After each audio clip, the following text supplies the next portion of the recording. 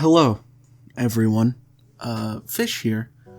I know it's been, a couple months, but I'm finally back and I wanted to talk about one of my favorite classes in Team Fortress 2, the Heavy.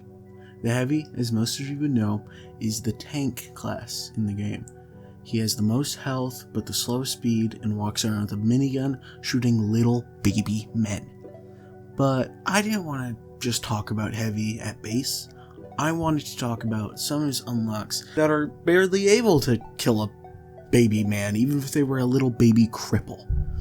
And that also includes weapons that are too good at killing little baby men, or just too good at defending yourself from little baby men. Or maybe weapons that are there to just annoy little baby men. We will start with his miniguns and move on to his melee. On to the show. Starting off with the Natascha. The Natascha is a very infuriating weapon. One, it's not fun to play with, and two, it's not fun to fight against. Its stats are admittedly pretty simple. On hit, 100% chance to slow, minus 20% damage resistance when below half health and spun up, minus 25 damage, and a 30% slower spin up time. I almost understand what they were going for with this unlock, rewarding the Heavy and supporting his team if he aims well, but in practice, it doesn't work out so well. In all reality, you just have a weaker and slower minigun that overall feels very sluggish to use. Its slow effect can be sometimes very useful, but it's not helping you against a demo or soldier. The strongest thing you're consistently killing is a pyro that only knows how to WM1. So, here's how I would change it. I still wanted it to reward the Heavy for his aim by aiding him and his team, but I went the opposite way with it. Instead of slowing enemies, it speeds you and your team up. After dealing 400 damage or so, and doing a short taunt or something, you and all allies within 450 hammer units get a speed buff, which is about as fast as the conscious speed buff. When I wrote this down, I kinda copied the Flog's stat description, so it kinda sounds like it would just activate while revved up, and I'm still shaky about that idea. I don't know. I'd prefer a taunt than that. The exact speed increase is about the same thing as a conch, with the same radius as a conch, just it doesn't have the heal on hit. This isn't going to make any game-winning push on its own, but it could just be that last little thing your team needs to make the game. The damage I went with is a little less than an overhealed Heavy's health, which is 450, because this isn't too much of a buff, but if you do think it should be more damage, let me know down below. It also has a 20% faster spin-up time just to squeeze in that much more damage, because this thing still has the damage penalty the old Natascha has. So you're still doing the weakest damage out of all the miniguns, but you can support your team a little better, and you rev up faster like the Tomislav. I also gave it a slower swap and swap away from penalty, because I felt like being able to aid your team with speed and then heal your medic would be a little too much.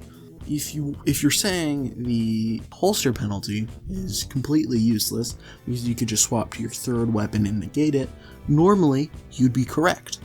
But the Fist of Steel also has a penalty. So if you're using the Fist of Steel, which is arguably Heavy's best melee weapon, and this reworked Natascha, you'd always have that slow swap speed. You could use the Gru or any other melee weapon to negate this, which is what I'd probably use, because I feel like it'd be thematic to have a speedy minigun and a speedy melee. That will be the only minigun today I will be talking about, because I think all of his other ones are fine. Even the Brass Beast and the Hulong Heater are completely fine weapons. They are fun to use, maybe not the funnest to use, but still fun enough and good enough So let's talk about the one and only secondary in this video, because I think they're all mostly fine too. The buffalo steak sandwich. What this does is it, after eating, instead of healing you, increases your move speed by a little bit and gives you mini crits. That sounds pretty damn good, but it's got two downsides built in. One is that you are stripped down to your melee weapon, and you know, that downside's already big enough. What else does it have, you may ask? You take 20% more damage from everything. This weapon sucks. What do you do to it? Just remove the damage. That's all I've done. Because that's all you need. Me personally, I do think that melee heavy is a little flawed, no matter if it's good or bad. But there's really nothing else I could think of. What do you want from me? You want it to like give you ammo? More HP like the fucking chocolate bar? Health regen or some shit? There's nothing that I could do that would make this an actual healing item, or maybe something completely different that would rival the food items. So keep it where it is, but just remove the damage you take. Completely fine. Removing your minigun is still a big enough downside that it doesn't need anything else. Like I said before explaining this is the only secondary change. I'm sorry that's a little boring for that being the only one, but like I said, they're all completely fine. Let's move on to the meat of this video, the melees. First is the warrior spirit. The warrior spirit is currently a decently cool concept, but very flawed. It does 30% more damage and gives you 50 health on kill. Crazy, right?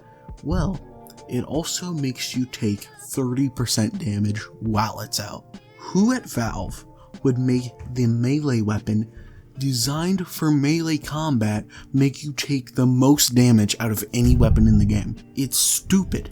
I have two ideas to rework this weapon. One of which is just to completely remove the damage vulnerability and give it a KGB style minus 20% swing speed penalty. But the second one, which I'm going to be talking about today, is a little bit more experimental. So you guys can tell me if this is better or if it's worse. So what I've done here is try to make a melee version of the Fists of Steel. What does that mean? Well, while active, you take minus 25% damage from melee, it keeps the health on kill, and now drops a small health pack. But you take 15% damage from all ranged weapons, and it has no random crits. The main idea of this is to give shotgun heavies the ability to heal themselves and their medic. So when you're being pocketed and your medic is on fire at 2 HP, he won't look at you like you're an asshole because you picked up a shotgun and not brought your sandwich to a gunfight. And the no random crit stat was to make sure that a heavy couldn't just one-shot a spy with his melee weapon and get 50 health and a small health pack drop to heal his medic. If you think this would be pretty annoying to fight, I'd like to know. This one's a little bit more crazy. There is an even more crazy idea that I have coming up. Not the next melee weapon after this, but the one after that. So I'd like to know what you think about this concept. Yeah. Moving on. The Fists of Steel are certainly a fun melee weapon, but admittedly way too overpowered. I think just changing its resistances from all range sources to possibly just bullets and explosives and giving it a vulnerability against fire seems about right. I don't think this would change much, but it makes crossing sightlines a little bit more dangerous because there's a chance of you getting hit by a scorch shot, and you take 50% more damage from that scorch shot. And lastly, we have the Eviction Notice. The Eviction Notice is a sad case of over-nerfing. These pieces of shit were already bad, but come Jungle Inferno and it kicked a dead horse so bad it disintegrated. It swings 40% faster. When you hit an enemy, you gain a speed boost, and it passively gives you a speed boost while out. That, on its own, sounds pretty damn good. But it does 60% less damage and drains your goddamn HP while it's out. This is one of the worst designed weapons in the game. Its passives are at complete odds with its downsides. Now sometimes that is a good thing, in my opinion, like the Machina. It rewards Sniper for hard scoping, but then it makes camping harder. That being said, when it's something like this, the upsides and downsides are at so opposite in telling you what to do, it makes the weapon utterly useless and feel terrible to use. You would think by the 3 upsides, it would tell you to use it like an actual melee weapon, but no, this thing does less damage in the bat and drains your health. I mean, I could, of course, just bring back the old stats from pre-Jungle Inferno, but no.